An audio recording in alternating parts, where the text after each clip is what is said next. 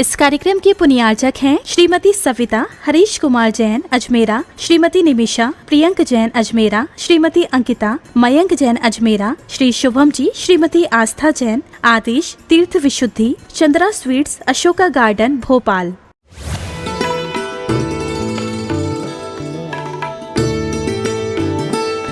अंतिम निर्देश। वर्धमान स्वामी के शासन में हमसे विराजते और उनकी ये पावन पीयूष देशना हम सभी के लिए परम उपकारी है।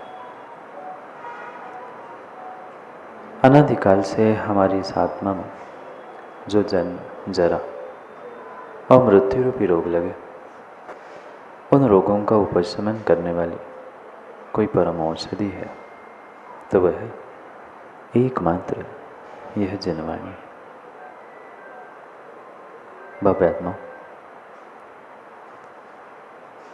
एक व्यक्ति था, वो चित्रकारी सीखना चाहता था।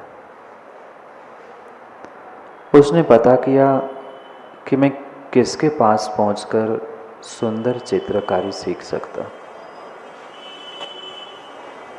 और उसे पता चल गया कि पास के ही एक नगर में बहुत अच्छा चित्रकार है, और उसने निर्णय कर लिया कि चलो मैं उसका शिष्य बन जाता हूँ और उनके पास जाकर मैं बहुत अच्छी चित्रकारी सीख लूँगा। निर्णय करता है और व्यक्ति पहुँचता है उस चित्रकार के पास और निवेदन करता है उस व्यक्ति के पास पहुंचकर कि मैं चित्रकारी सीखना चाहता हूं, आपको गुरु बनाना चाहता हूं, आप मुझे शिष्य बना दीजिए। आप आपकी विद्या, आपका ज्ञान मुझे प्रदान करें। आपके बारे में मैंने बहुत कुछ सुना है, आप बहुत अच्छे चित्रकार हो, आपकी सर्वत्र प्रसिद्धि है। मैं भी आपके जैसा चित्रकार बनना चाहता हूं, बहुत अच्छे चित्र, बहुत अच्छी पेंटिंग सीखना चाहता हूँ, आप सिखाने का कष्ट करें। वह सिखाने वाले बहुत सीधे साधे थे और उन्होंने सोचा ठीक है, कोई बात नहीं है, मैं सिखा दूंगा, पर तुम्हें रहना मेरे पास होगा। कुछ प्राप्त करना है बेटा तो कुछ खोना भी पड़ेगा। उसने कहा ठीक है, कुछ महीने की बात है, मैं अच्छा पेंटर, अच्छा चित्रकार बन जाऊंगा, फिर अपना काम देख लूँगा। बात तय हो गई। उसने चित्रकारी, पेंटिंग धीरे धीरे सिखाना प्रारंभ किया। कुछ महीने हुए, उसे लगा कि मैं अच्छा पेंटर, मैं अच्छा चित्रकार बन चुका हूँ। लगता है शिष्यों को और जिनेन जी भक्तों को यही लगता है कि मैंने चंद दिनों में बहुत कुछ सीख लिया, बहुत कुछ ज्ञान हो गया। उसे भी ये लग रहा था 2 महीने हो गए, अब तो मैं बहुत अच्छा चित्रकार बन गया हूँ, बहुत अच्छी पेंटिंग करने लगता हूँ, अब क्या किया जाए। कई बार वो चित्र बनाने के बाद, पेंटिंग करने के बाद गुरु से पूछता था कि गुरुजी कैसा लगा। आप भी पूछते हैं ना माँ, भोजन अभी मुख में जाता नहीं है तब तक प्रश्न आता है कैसा लगा।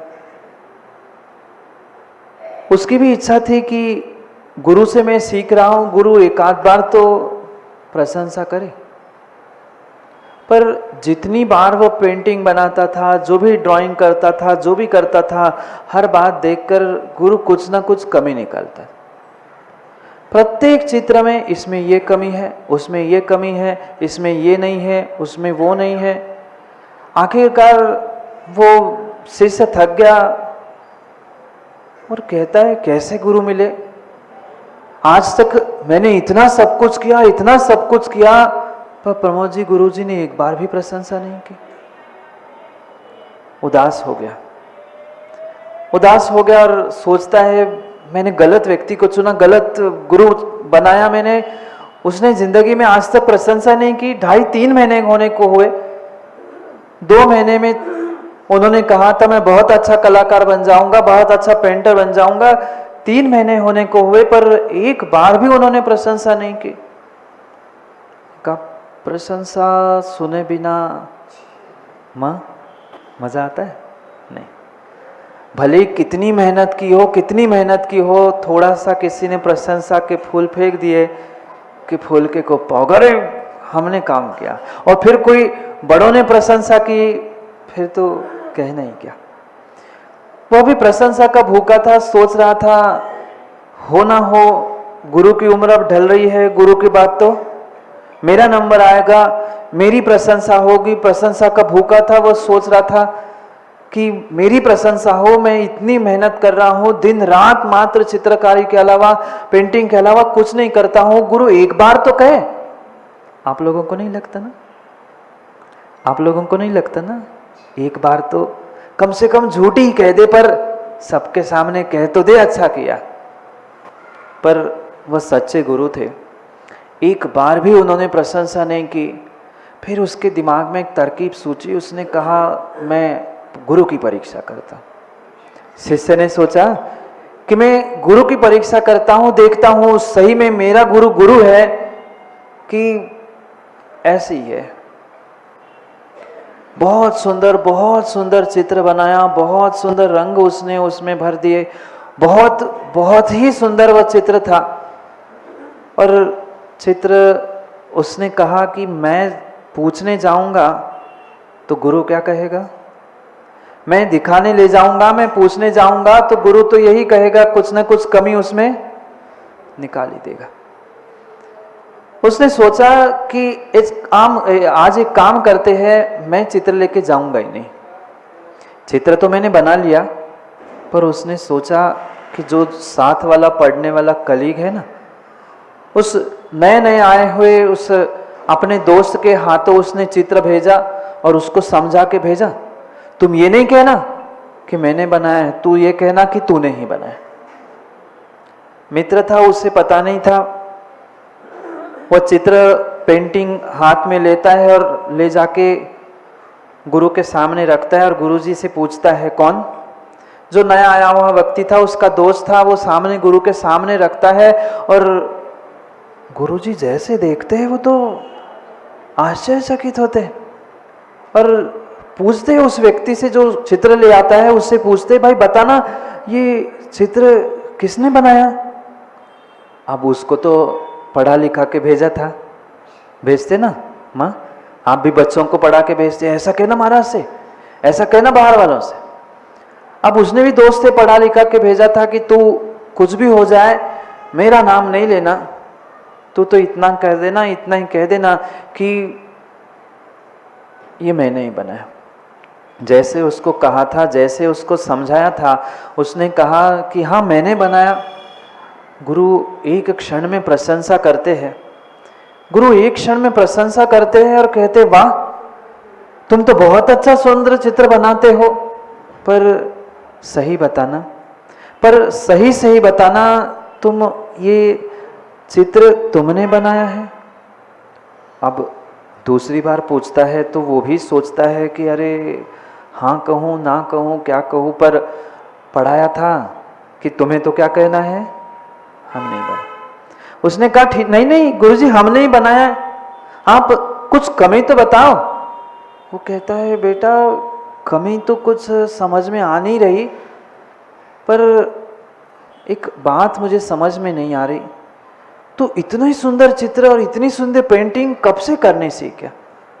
कह रहा गुरुजी मैं बहुत दिन से प्रैक्टिस कर रहा था, अब एक छुपाने के लिए 100 झूठ। मैं बहुत दिन से प्रैक्टिस कर रहा था, मैं ऐसा कर रहा था, मैं वैसा कर रहा था। गुरुजी का मन नहीं लग रहा था। गुरुजी कह रहे थे हो ना हो बेटा तू झूठ बोल रहा है, हो ना हो तू कहीं ना कहीं झूठ बोल रहा है, तेरे हाव भाव तेरी परिणति तो छोड़ो, ये चित्र मेरे शिष्य के अलावा दूसरा कोई नहीं बना सकता। वो गुरु के मुख से, उस चित्रकार के मुख से आवाज निकलती है कि बेटा हो ना हो तो झूठ बोल रहा है, ये चित्र ही जवाब दे रहा है। ऐसी पेंटिंग, ऐसा चित्र इतना लाजवाब मात्र मेरा गुरु ही बना सकता है, जिस पे मैं इतने महीनों से मेहनत कर रहा हूं, तो बना ही नहीं सकता। तो कहता है अब सत्यता सामने आ गई, मुंह उसे कुछ बोलते नहीं बना, फिर भी पूछता है कुछ तो बताओ गुरुजी, गलती तो होगी। कहता है हो ही नहीं सकता, मेरा शिष्य है, मेरा शिष्य कभी गलती कर ही नहीं सकता, मुझे विश्वास है। तू सही से ही बता, ये चित्र, ये पेंटिंग तेरी नहीं है, ये मेरे शिष्य की है, जो कई महीनों से मेरे यहाँ रहकर ये कलाकारी सीख रहा है। बस उस शिष्य को यही तो पंकज सुनना था, शिष्य को यही तो सुनना था। वो चोरी छुपे पीछे से सुन रहा था, और जैसे ही गुरु ने कहा ये चित्र तो मेरे शिष्य का है, और जैसी प्रशंसा सुनता है वह दौड़ के सामने आकर खड़ा होता है। गुरुजी, आप इसके सामने तो प्रशंसा कर रहे थे, मैंने अब तक जितने भी चित्र दिखाए, प्रत्येक चित्र में आपने कोई ना कोई कमी खोजी, कभी ना कहीं कुछ ये कमी है, कहीं ये रंग नहीं है, कुछ ऐसा नहीं है, और आज आप उसके सामने तो कह रहे हो कि ये चित्र मेरे शिष्य का है, और उसकी प्रशंसा पे प्रशंसा कर रहे थे। ऐसा क्यों? आज तक एक बार भी आपने झूठी भी प्रशंसा नहीं की। क्यों बुखारी जी? उसी भी नहीं कही, झूठी भी नहीं कही आपने कि अच्छा किया है, अच्छा प्रयास है। आप हर बार हमें टोकते थे, ये कमी है, इसमें ये नहीं है, वो नहीं है। आज कैसे प्रशंसा की? गुरु जो प्रसन्न होकर उस चित्र को देख रहे थे, गुरु का चेहरा इतना सा हो गया, और गुरु ने कहा बेटा आज तक तेरी उन्नति होनी थी, आज के बाद तेरी उन्नति समाप्त। आज के बाद तेरी उन्नति समाप्त। जब तक गुरु तुम्हें टोकता था, गुरु तेरी कमियां खोजता था, तब तक तू हर बार नया प्रयास करता। पर अब विश्वास रखना, इसके बाद तू जीवन में इससे सुंदर चित्र कभी बना नहीं सकता।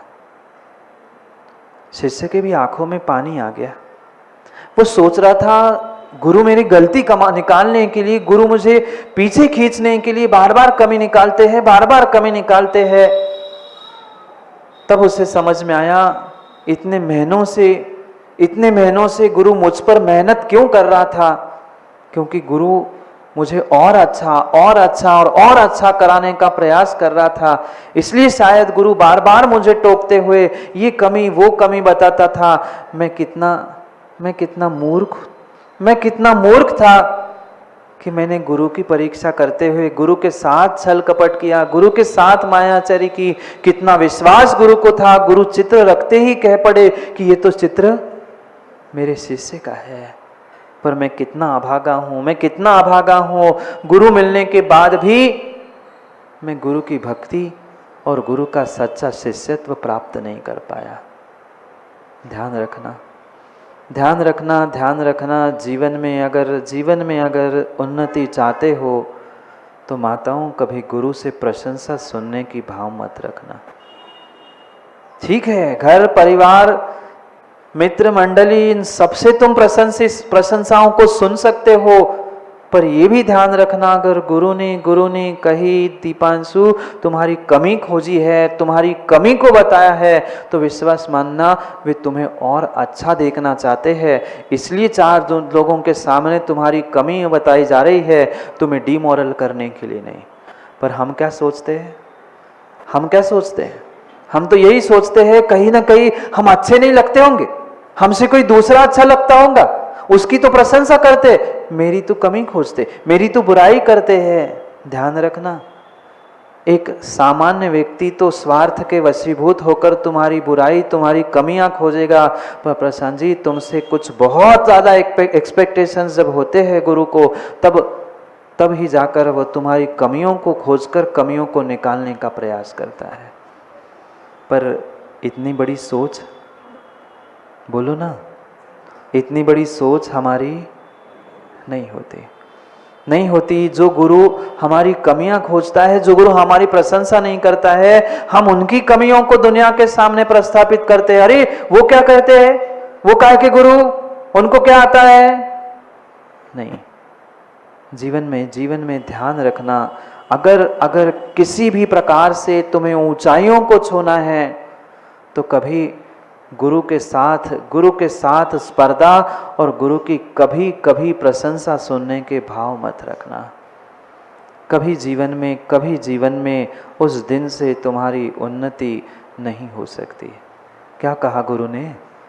कोई लौकिक गुरु था, कोई पारमार्थिक गुरु नहीं था, लौकिक विद्या का प्रदान करने वाला गुरु था, पर गुरु ने कह दिया बेटा आज से तेरी उन्नति यही समाप्त।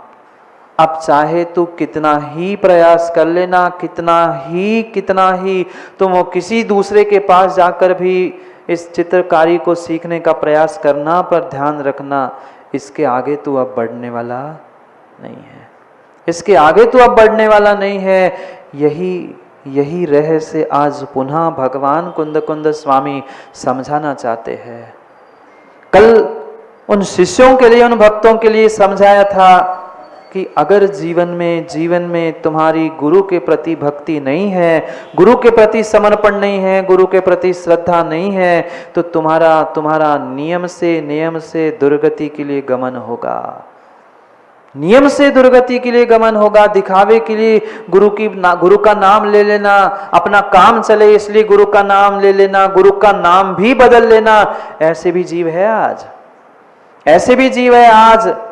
गंगा गए गंगादास, जमुना गए जमुनादास। जहां भीड़ मिल गई, जिनकी प्रशंसा मिल गई, जिनकी वाह मिल गई, वहां जाकर उनकी जय बोल दी, अपने गुरु को भूल ही गए।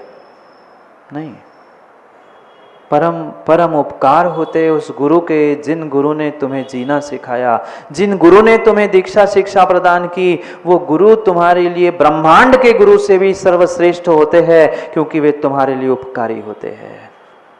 नमोकार पढ़ती हो माँ? नमोकार पढ़ते हो? क्या सिद्धों के गुण अरहंतों से कम है? सिद्धों के गुण क्या अरिहंतों से कम है कि ज्यादा है? अरिहंतों से किसी भी अपेक्षा से वे सिद्ध भगवान बहुत महत्वपूर्ण और बहुत बड़े हैं। उन्होंने 8 कर्मों को जीत लिया, वह सिद्ध शिला पर पहुंच गए, संसार से अतीत भी हो गए, पर फिर भी नमोकार में पहले अरिहंतों को पूजते हो कि सिद्धों को?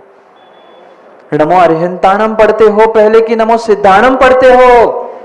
वे कितने ही महान, कितने ही बड़े सिद्ध क्यों ना हो, पर परम उपकारी हमारे लिए वे अरिहंत है, जिन्होंने गुरु का काम करते हुए मोक्ष और मोक्ष मार्ग बताने का प्रयास किया।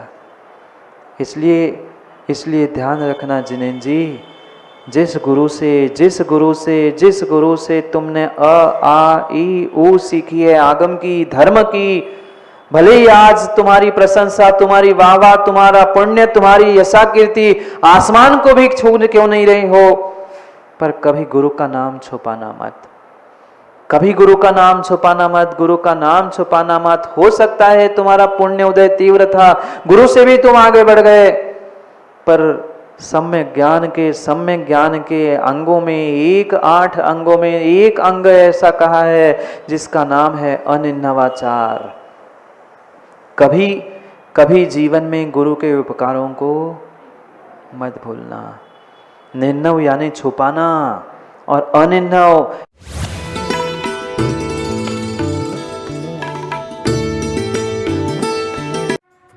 इस कार्यक्रम के पुण्यार्चक थे श्रीमती सविता हरीश कुमार जैन अजमेरा, श्रीमती निमिषा प्रियंक जैन अजमेरा, श्रीमती अंकिता मयंक जैन अजमेरा, श्री शुभम जी, श्रीमती आस्था जैन, आदेश तीर्थ विशुद्धि, चंद्रा स्वीट्स, अशोका गार्डन, भोपाल।